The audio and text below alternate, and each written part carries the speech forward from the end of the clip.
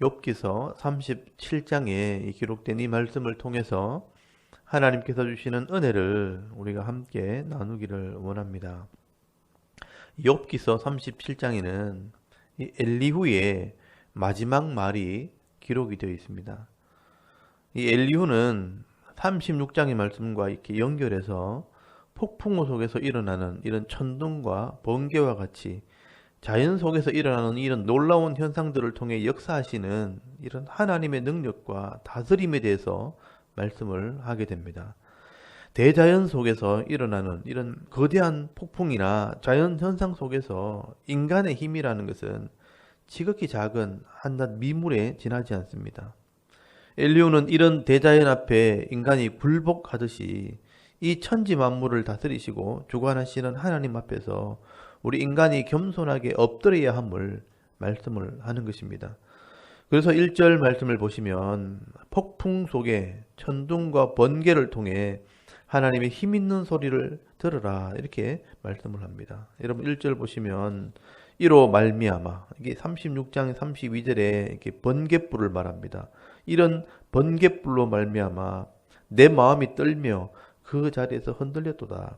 하나님의 음성 곧 그의 입에서 나오는 소리를 똑똑히 들으라 라고 말씀을 합니다. 아마 엘리후는 천지를 울리는 이런 천둥 소리와 하늘과 땅을 연결하듯 이 번쩍이는 번갯불을 보면서 하나님께서 위엄 있게 이 땅을 다스리는 모습으로 설명을 하는 것입니다. 그래서 여러분 3절을 보시면요. 그 소리를 천하에 떨치시며 번갯불을 땅 끝까지 이르게 하시고 그 후에 음성을 발하시며 그의 위엄찬 소리로 천둥을 치시며 그 음성이 들릴 때에 번개를 멈추게 아니하시느니라. 하나님은 놀라운 음성을 내시며 우리가 헤아릴 수 없는 큰 일을 행하시느니라 라고 말씀을 합니다. 마른 하늘에서도요. 천둥과 번개를 통해 천하를 호령하듯 하나님께서 명령하시면 온 땅과 대지에 비를 뿌리시고요.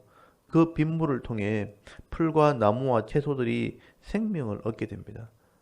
이런 밭에 농사를 지어 보신 분들은 밭에 물을 주는 것이 얼마나 힘든 일인 줄을 잘 알 것입니다. 조금만 밭에도 하루라도 물을 주지 않으면 이 농작물이 말라 죽어버립니다. 그런데 이 온 땅에 있는 이런 모든 식물들을 위해서 비를 주심으로 그 생명을 얻게 하시는 이런 하나님의 능력은 우리가 생각해 보면 참 놀라운 능력이라는 겁니다. 이렇게 하나님께서는 온 땅을 하나님의 음성으로 다스리시고 있다는 것입니다. 그래서 6절에 겨울에는 눈으로 여름에는 비로 온 땅을 적십니다. 눈을 명하여 땅에 내리라 하시며 적은 비와 큰 비도 내리라 명하시느니라 라고 말씀을 합니다.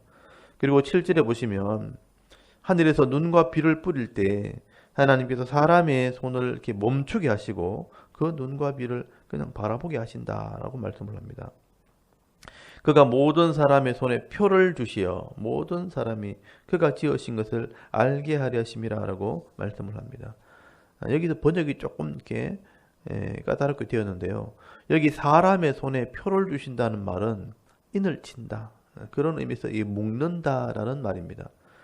땅이 메말라 갈 때 사람들이 땅을 파고 강물을 끌어오고 이렇게 물을 찾아다니다가도 하늘에서 눈과 비가 쏟아질 때 손이 이렇게 묶여진다. 일손을 멈춘다라는 것입니다. 그리고 눈과 비를 바라보면서 하나님께서 하셨구나 이렇게 감사를 하게 된다는 뜻입니다. 그리고 8절에 짐승들은 자기 굴에나 처소에 들어가 숨게 된다고 말씀을 합니다. 또 9절에는 폭풍우는 밀실에서 나오고 이 밀실은 남쪽에서 오는 뜨거운 바람을 의미합니다. 또 추위는 북풍, 이 북쪽에서 오는 차가운 바람을 타고 나오느니라 그렇게 말씀을 합니다. 그리고 10절에는요. 하나님의 입김이 얼음을 얼게 하고 물의 너비를 줄어들게 하느니라 라고 말씀을 합니다. 하나님의 입김에 물이 얼어 서리가 되게 하시면 넓은 바다도 얼게 된다는 것입니다. 그리고 11절에는 또한 그는 구름에 습기를 실으시고 그의 번개로 구름을 흩어지게 하느니라. 구름에 습기를 실었다는 것은 먹구름을 말합니다. 이 먹구름이 흘러가면서 필요한 곳에 비를 내리게 하시는 분이 하나님이라는 겁니다. 그리고 12절에도 그는 감싸고 도시며 그들의 할 일을 조종하시느니라. 그는 땅과 육지 표면에 있는 모든 자들에게 명령하시느니라 라고 말씀을 합니다. 여러분, 하나님께서 모든 구름들을 조정하시고 땅에 있는 모든 것들을 명령하심으로 이 땅에 있는 모든 만물들을 아름답게 다스리고 계시다는 것입니다. 이렇게 대자연을 관리하시고 다스리시고 명령하시는 하나님께서 우리 인생을 다스리지 않겠느냐라고 지금 엘리후가 말씀을 하는 겁니다. 그래서 13절에 보시면 혹은 징계를 위하여 혹은 땅을 위하여 혹은 긍휼을 위하여 그가 이런 일을 생기게 하시느니라 라고 말씀을 하는 것입니다. 여러분, 엘리후는 이런 능력의 하나님이 너도 다스리고 있다는 것을 기억하라. 그래서 욥에게 말씀을 합니다. 14절에 보시면요, 욥이여 이것을 듣고 가만히 서서 하나님의 오묘한 일을 깨달으라 라고 말씀을 합니다. 그리고 15절부터 욥에게 도전을 합니다. 네가 이런 하나님의 능력을 아느냐 하면서 질문을 하기 시작합니다. 그래서 엘리후는요, 그가 알고 있는 이런 하나님에 대한 지식을 가지고 질문을 하죠. 15절에 하나님께서 어떻게 구름에게 명령을 내려 번개가 번쩍거리게 하는지 아느냐라고 질문을 합니다. 16절에는 겹겹이 구름이 하늘에 떠 있게 하는 하나님의 지혜, 이런 완전한 것을 아느냐라고 질문을 합니다. 17절에도 남풍이 불어올 때 왜 옷이 따뜻해지는지 아느냐라고 질문을 합니다. 18절에도 하늘을 펴서 노수로 만든 겨울처럼 단단하게 할 수 있겠느냐? 할 수 없을 것이라 이렇게 말씀을 합니다. 그래서 엘리후는 욥을 책망을 합니다. 이렇게 하나님께서 다스리시는 자연의 섭리도 잘 알지 못하면서 나를 왜 이렇게 했느냐고, 왜 내게 이런 고통을 더하셨냐고 하나님께 함부로 말할 수 있겠느냐라고 지금 책망을 하게 되는 겁니다. 그래서 19절에서 20절까지 말씀을 보시면 이 엘리후의 책망이 기록이 되어 있습니다. 우리가 그에게 할 말을, 그는 하나님을 말합니다. 그리고 그대는 욥에게 하는 말이죠. 우리에게 가르치라. 우리는 아둔하여 아뢰지 못하겠노라. 내가 말하고 싶은 것을 어찌 그에게 구할 수 있으랴. 삼켜지기를 바랄 자가 어디 있으랴. 이렇게 말씀을 하죠.